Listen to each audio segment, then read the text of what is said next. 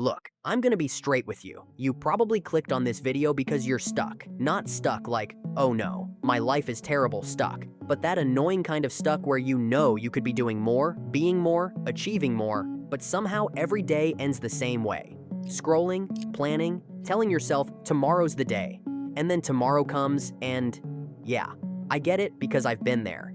Hell, most people I know have been there. You've got the vision board, maybe you've read Atomic Habits twice, you follow all these productivity accounts on Instagram, and you know what all the successful people say you're supposed to do. But there's this massive gap between knowing what to do and actually doing it.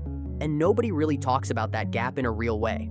So here's what we're gonna do. I'm not gonna give you some rah-rah speech about how you're a champion or how all you need is to believe in yourself. That stuff doesn't work when it's 6 a.m. and your alarm goes off and every cell in your body is screaming to hit snooze. What I'm gonna give you is the actual framework, the stuff that bridges that gap between who you are right now and who you're trying to become. First, let's talk about why you're actually stuck, and I don't mean the surface level stuff. Yeah, you procrastinate, yeah, you get distracted, but that's not the root problem. Those are symptoms. The real issue is that you're running on the wrong operating system. Think about it like this. You're trying to run high-performance software on hardware that's still configured for survival mode. Your brain is literally wired to conserve energy, avoid discomfort, and keep you safe. That's not a bug. It's a feature. It kept your ancestors alive when stepping out of the cave could mean becoming lunch for something with bigger teeth. But now that same mechanism is what makes you choose Netflix over that project. You keep saying you'll start. It's what makes you scroll through your phone instead of making that difficult phone call. Your brain is doing exactly what it's designed to do. It's just that what worked for survival doesn't work for peak performance. And you can't just think your way out of this. You can't positive affirmation yourself into being disciplined. I've seen too many people journal about their goals, visualize their success, and then do absolutely nothing. Because at the end of the day, knowing and doing are two completely different games. So here's what peak performance actually looks like when you break it down. It's not complicated, but it is brutally honest. Peak performance is equal to clarity into consistent action, divide by resistance. That's it. 3 components. But most people only focus on 1, maybe 2, and wonder why nothing changes. Let's break this down. Clarity. Most people don't actually know what they want. You think you know what you want, but do you really? I want to be successful isn't a target, it's a vibe. I want to get in shape isn't actionable, it's a wish. If I woke you up at 3 a.m. and asked you what you're working toward and why, could you tell me in 1 sentence? Could you describe exactly what your life looks like when you get there? What you're doing every Tuesday at 2 p.m.? Who you're spending time with? What problems you've solved? Most people can't, and that's why they drift. You can't hit a target you can't see, and you definitely can't hit a target that keeps moving every time you get a new idea or see someone else's success on social media. So step 1, and I mean before anything else, get brutally specific about what you're actually trying to build. Not what sounds impressive, not what your parents want, not what looks good on Instagram. What do you actually want your daily life to look like? Write it down. Make it so specific it feels uncomfortable, because vague goals create vague results, and vague results create vague lives. Okay. So you've got clarity. Now comes the part everyone wants to skip. Doing the boring work over and over and over again. I know. You want the hack, the shortcut, the one weird trick that makes everything click into place overnight. But the truth is, there isn't one. Peak performance isn't built in moments of inspiration. It's built in the 1,000 tiny decisions you make when nobody's watching and nothing feels exciting. Think about it like compound interest. If you put away $10 a day, it doesn't feel like much. After a week, you've got $70. After a month, $300. Still not life-changing. But after 10 years, you're looking at $36,500 plus interest. That's a used car. That's a down payment. That's options you didn't have before. Your actions work the same way. One workout doesn't transform your body. 1 hour of focused work doesn't build a business. One conversation doesn't create a network. But do those things consistently. Not perfectly, just consistently. And in 6 months, you won't even recognize your life. The problem is, we live in a highlight reel culture. You see someone's success on YouTube or Twitter and you think they just woke up one day and had it all figured out. You don't see the 3 years they spent posting videos to 47 subscribers. You don't see the nights they wanted to quit. You don't see the boring, repetitive work that built the foundation. So pick one thing, just one. The thing that, if you did it every single day for the next 90 days, would fundamentally change your trajectory. Maybe it's writing for an hour. Maybe it's working out. Maybe it's making sales calls. Maybe it's learning a skill. Whatever it is, commit to doing it before you do anything else that day, not when you feel motivated, not when the conditions are perfect. Every single day.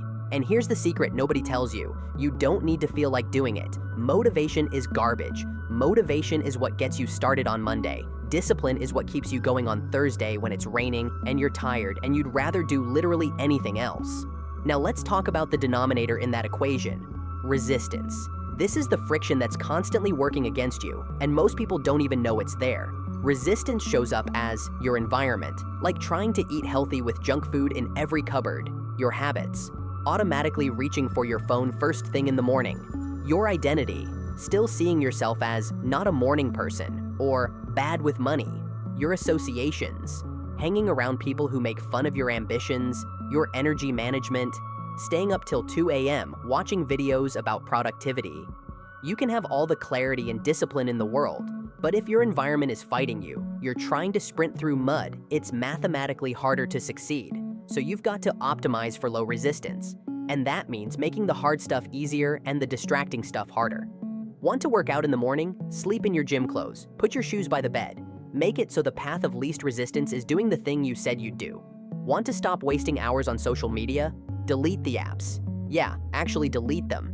Now you might say, but I need them for work. No, you need the browser versions for work. And if you ask me, yes, I don't have these apps on my phone. No TikTok, no Instagram, no Facebook. These apps are designed to hijack your attention. They're engineered by people way smarter than you to keep you scrolling. You're not gonna willpower your way out of that. Change the game. Want to build a business? Stop hanging out with people who think having a job is the only legitimate path. I'm not saying dump your friends, but you need to spend more time around people who think what you're trying to do is normal, not crazy. Here's something I learned that changed everything for me: the 48-hour rule.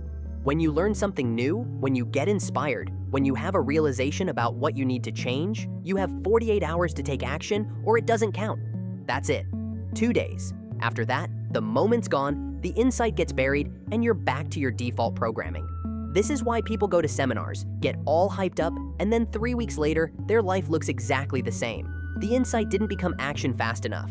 So when you finish this video, you've got 48 hours. Not to overhaul your entire life, just to take one action that moves you forward. Schedule the thing, delete the app, have the conversation, make the first piece of content, send the email, something, anything. Because action creates momentum, and momentum creates results, and results create confidence, and confidence creates more action. It's a flywheel, but you've got to push it to get it spinning. The identity shift. And here's the final piece, and it's the most important one. Peak performance isn't about what you do, it's about who you become. Most people approach change from the outside in. They try to change their results by changing their actions, and that works, temporarily.